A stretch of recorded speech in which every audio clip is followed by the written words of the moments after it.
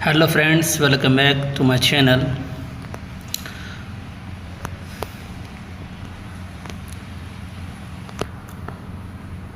I was tired. मैं थक गया था. I was hungry. मैं भूखा भी था. मैं थका हुआ था और मुझे भूख लगी हुई थी. I was everything. मेरे पास सब कुछ था.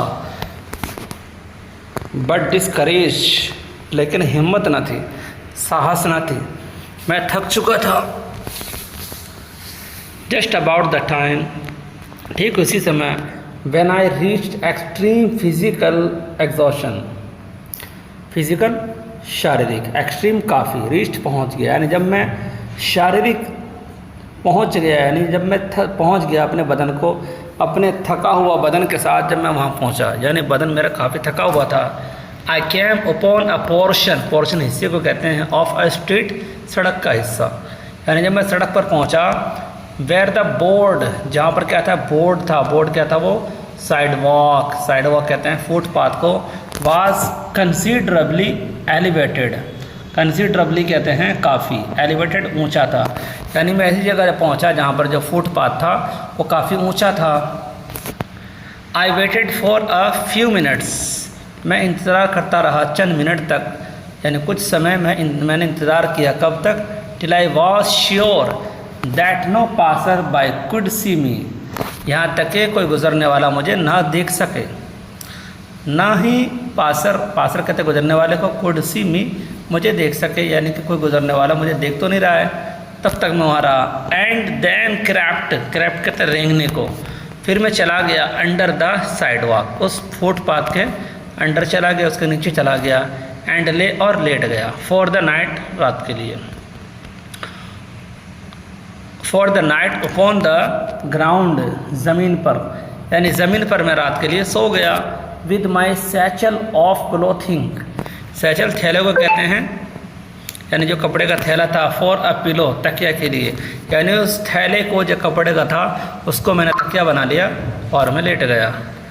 Nearly a night I could hair सुनने को कहते हैं द ट्रैम्प ऑफ फीट, यानी पैरों की आवाज़ों को. ओवर माई हेड, अपने सर के ऊपर.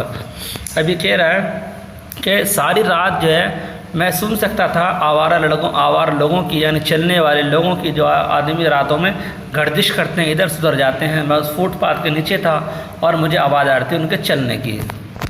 द नेक्स्ट मॉर्निंग, अगले सुबह में, यानी अगले दिन, I found my self somewhat refreshed.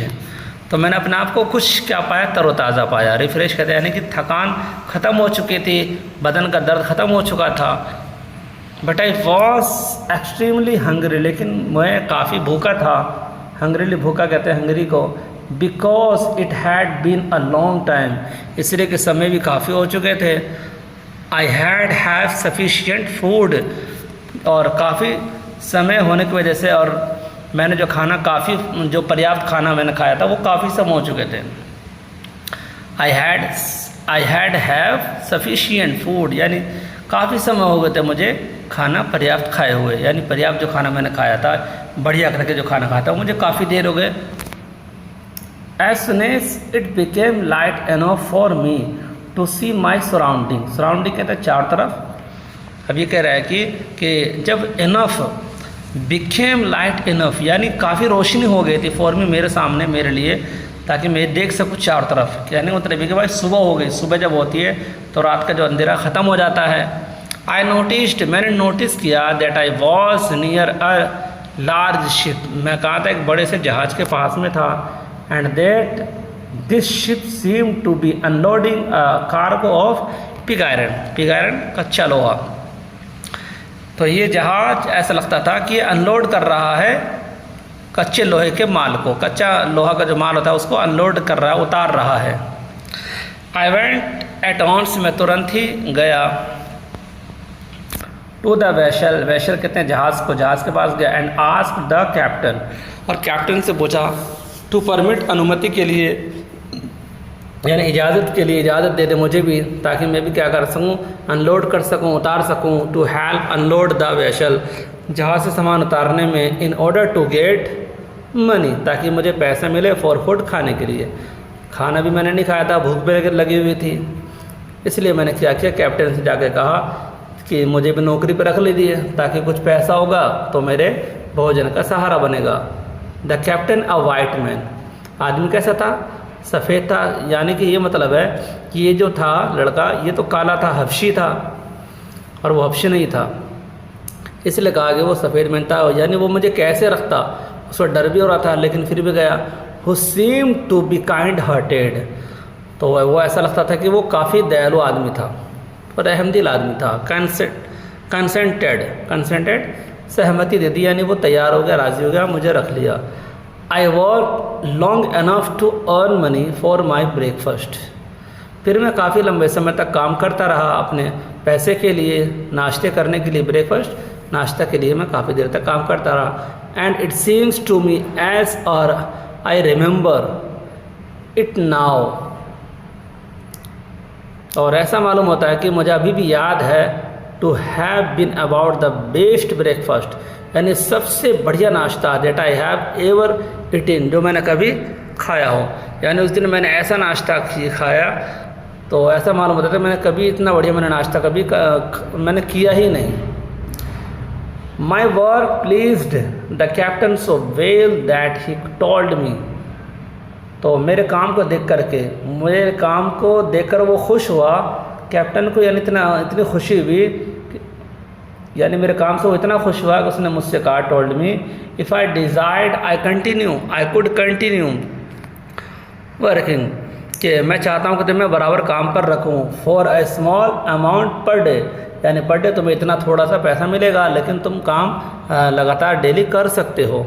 I was very glad to do this, तो मैं तो बहुत खुश हुआ इसको करके, यानी इस बात को सुन करके मुझे बहुत अच्छा लगा। मैं चाहता भी था कि लगातार काम करूं और पैसे कमाऊं। आई कंटिन्यूड, क्योंकि मुझे हैम्पटन जाना था, आई कंटिन्यूड, मैं लगातार काम करता रहा ऑन दिस वेसल, जहाज़ पर, for a number of days, यानी चंद नंबर के बाद, चंद दिनों के बाद, चंद दिनों के लिए यानी काम करता रहा। After buying food with the small wages I received, यानी कह रहा है कि खाना खरीदने के बाद, आफ्टर बाइंग फूड, खाना खरीदने के बाद, with the small wages, wages कहते हैं पगार को, थोड़ा सा पगार आयरिश से मुझे मिलता था। There was not much left to add to the amount, यानी वो इतना नहीं होता था कि जिस पैसे को मैं बचा कर रखूँ। आई मस्ट गेट टू पे माई वे हैम्पटन, जो मेरे हैम्पटन के रास्ते के लिए चुकौती बने, यानी वो पैसा मेरे लिए बने, कहाँ के लिए, हैम्पटन जाने के लिए। इतना पैसा नहीं होता था। इन ऑर्डर टू एकोनोमाइज कहते हैं बचाने को, इन एवरी वे पॉसिबल, यानी हर मुमकिन रास्ते से मैं बचाने की कोशिश करता। I continue sleep under the side walk, तो मैं क्या करता रहा, बराबर यानी काम करके, और मैं चला जाता उस फुटपाथ के नीचे जाके सो जाता। When I had saved enough money, जब मेरे पास काफ़ी पैसे इकट्ठा हो गए, with which to reach Hampton, जिसकी वजह से मैं क्या कर सकता हूँ, हैम्पटन पहुँच सकता हूँ, यानी हैम्पटन पहुँचने के लिए मेरे पास काफ़ी पैसे हो गए। I thanked the captain of the vessel, तो जहाज़ के कैप्टन को मैंने शुक्रिया अदा किया, थैंकफुल कहा, धन्यवाद कहा, फॉर हिज काइंडनेस, इस दयालुता पर, रहम पर, एंड स्टार्टेड अगेन, और मैंने चलना आगे शुरू कर दिया। Without any unusual occurrence, occurrence कहते हैं घटना को, यानी घटना जो घटता है, तो बगैर किसी घटना घटित के, आई रीच्ड हैम्पटन, मैं हैम्पटन पहुंच गया, यानी जब मैं हैम्पटन पहुंचा मुझे कोई तकलीफ़ नहीं हुई, कोई परेशानी ना हुई। With a surplus of exactly 50 cents, यानी बिल्कुल 50 सेंट्स लेकर के, with wish to begin my education, जिससे मैं अपनी शिक्षा को शुरू कर सकूं, यानी 50 सिक्के बचे और इसको लेकर गया शिक्षा को शुरू करने के लिए। बट द फर्स्ट साइट, तो जो पहली नज़र जो थी, साइट दृश्य था, ऑफ द लार्ज 3 स्टोरी, यहाँ स्टोरी कहते हैं बिल्डिंग को कहेंगे यहाँ पे, यानी 3 बड़ी बिल्डिंग, ब्रिक ईंटों के जो स्कूल था, बिल्डिंग सीम ऐसा लगता था कि टू हैव रिवॉर्डेड मी, कि उसने मुझे क्या कर दिया, इनाम दे दिया है। यानी जब मैंने उस बिल्डिंग को देखा, बड़ी सी बिल्डिंग को देखा, तो ऐसा लग रहा कि मुझे कुछ इनाम मिल गया है। फॉर ऑल दैट, इन सब के बदले में, I had undergone in order to reach the place, तो फिर मैंने जल्दी गुजरा वहाँ, यानी वहाँ पहुँचने के लिए, उस जगह पर पहुँचने के लिए। फिर जल्दीबाजी करी ताकि मैं जल्दी से वहाँ पर पहुँच जाऊँ। देख के मैं बहुत खुश हुआ। As soon as possible after reaching the grounds of the Hampton Institute, तो हैम्पटन इंस्टीट्यूट की ज़मीन पर पहुंचने के बाद, जब मैं उस ज़मीन पर पहुंच गया, उस जगह पहुंच गया, I presented my self before the head teacher, तो मैंने पेश किया अपने आप को, यानी कि मैं हाजिर हो गया कहाँ, बिफोर, सामने, किसके, हेड मास्टर के सामने में, हेड टीचर के सामने में, for assignment to a class, एक शिक्षा के लिए, एक शिक्षा के असाइनमेंट के लिए, यानी अपने आप को क्लास में दाखिल करने के लिए। Having been so long without proper food, यानी काफ़ी लंबे समय तक बढ़िया तरीके से मैंने खाना खाया हो, अब बात नहाया हो, या फिर मैंने चेंज किया कपड़ों को, चेंजिंग ऑफ क्लोथिंग, यानी कपड़े भी चेंज नहीं किए, कपड़े भी ऐसे ही थे बस। आई डिड नॉट, मैंने कुछ ऐसा नहीं किया जिसकी वजह से मैं क्या करूँ, प्रभाव डाल सकूँ अपने टीचर पर। ऑफ कोर्स, बिल्कुल, make a very favourable impression upon her, के जो अनुकूल प्रभाव डाल सकूं उन पर। कहने मतलब ये कि मेरा कपड़ा इतना अच्छा नहीं था, या मैं नहाया नहीं था, या मैं लगता नहीं था कि मैं बुद्धिमान हूँ, अक्लमंद हूँ, और वो मुझे क्या करे, एडमिट कर ले, तो मैं उन पर कोई अच्छा प्रभाव नहीं डाल पाया। एंड आई कुड सी, और मैं देख सकता था, at once that there were doubt in her mind, मुझे ऐसा लग रहा था कि उसके दिमाग में कुछ डाउट चल रहा है मेरे बारे में, अबाउट द विजडम, बुद्धिमत्ता ऑफ एडमिटिंग में, मुझे एडमिट करने के बारे में, एज अ स्टूडेंट, एक स्टूडेंट के रूप में मुझे शक हो रहा था, क्योंकि मेरे कपड़े भी नहीं थे इतने अच्छे, मैंने नहाया भी सही से नहीं था, नहाया नहीं था काफ़ी दिनों तक। For some time she did not refuse to admit me, तो कुछ दिनों तक, कुछ समय तक उन्होंने मुझे इनकार भी नहीं किया था, यानी एडमिट के लिए, मुझे दाखिला करने के लिए उसने मुझे इनकार भी नहीं किया था।